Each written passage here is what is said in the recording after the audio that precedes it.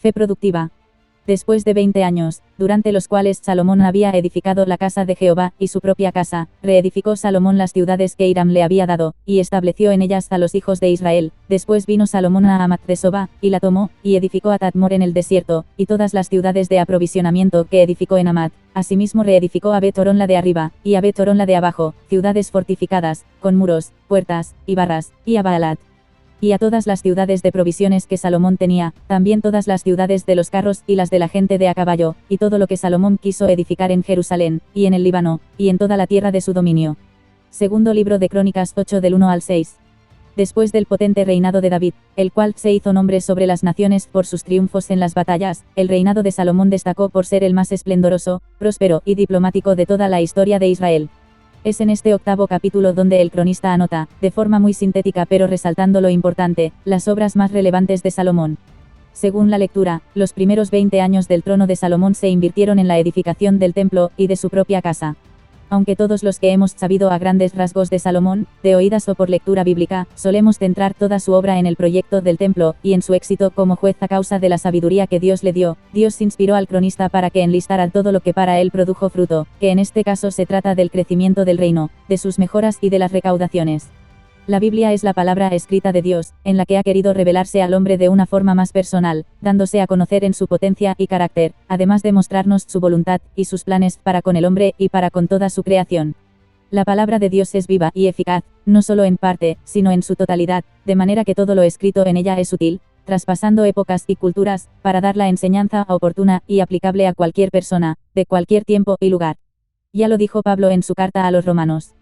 Porque las cosas que se escribieron antes, para nuestra enseñanza se escribieron, a fin de que por la paciencia y la consolación de las Escrituras, tengamos esperanza. Romanos 15:4.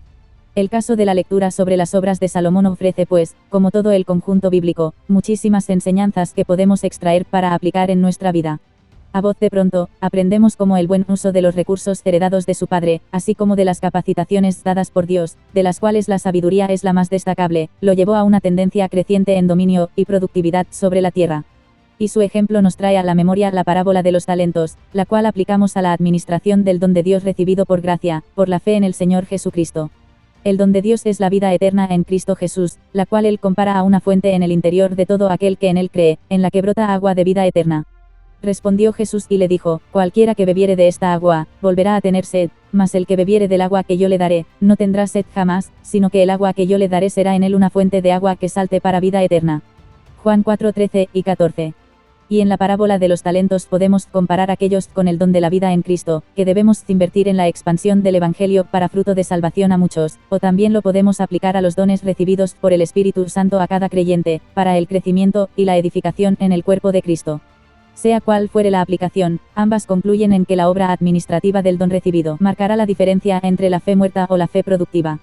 Porque a Dios le ha placido hacer partícipe a su Iglesia del mayor milagro jamás acontecido al hombre hasta la consumación de la obra de Cristo en la cruz del Calvario, el cual es el milagro de la nueva vida en él, que es dado a todo aquel que cree que Jesús es el Señor y lo recibe como su Salvador personal, en arrepentimiento de sus pecados.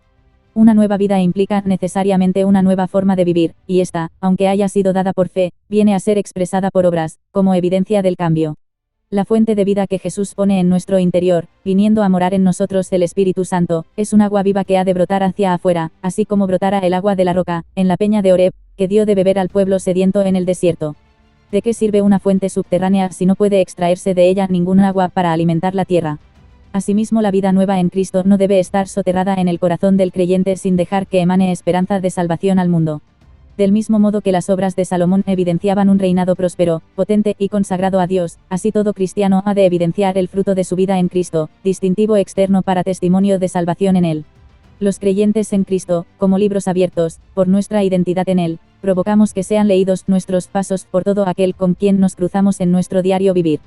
De modo que no sirve de nada decir, soy cristiano, si mi identidad no se va a ver reflejada en mi forma de vida y en los frutos resultantes. Porque pudiera pasar lo que Santiago escribió a los judeocristianos de la dispersión. Pero alguno dirá, tú tienes fe, y yo tengo obras, muéstrame tu fe sin tus obras, y yo te mostraré mi fe por mis obras. Santiago 2:18.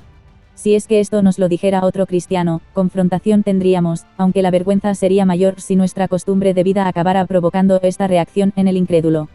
Como siempre apunta Pérez Millos en sus predicaciones, la fe de un cristiano no se evidencia en hablar de Cristo sino en vivir a Cristo, así como Pablo dijo: con Cristo estoy juntamente crucificado, y ya no vivo yo, mas vive Cristo en mí, y lo que ahora vivo en la carne, lo vivo en la fe del Hijo de Dios, el cual me amó, y se entregó a sí mismo por mí. Gálatas 2:20. Hoy es día de meditar en cómo sería el listado del cronista si, en lugar de detallar las obras de Salomón, hubiera tenido que detallar nuestras obras en la práctica de la fe cristiana, haría una buena lista de ellas. Buscaremos vivir una fe productiva, para ser hallados con las manos llenas de frutos ante el tribunal de Cristo.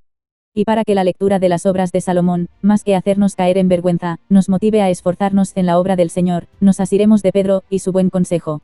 Vosotros también, poniendo toda diligencia por esto mismo, añadid a vuestra fe virtud, a la virtud, conocimiento, al conocimiento, dominio propio, al dominio propio, paciencia, a la paciencia, piedad, a la piedad, afecto fraternal, y al afecto fraternal, amor, porque si estas cosas están en vosotros, y abundan, no os dejarán estar ociosos ni sin fruto en cuanto al conocimiento de nuestro Señor Jesucristo. Segunda de Pedro 1 del 5 al 8.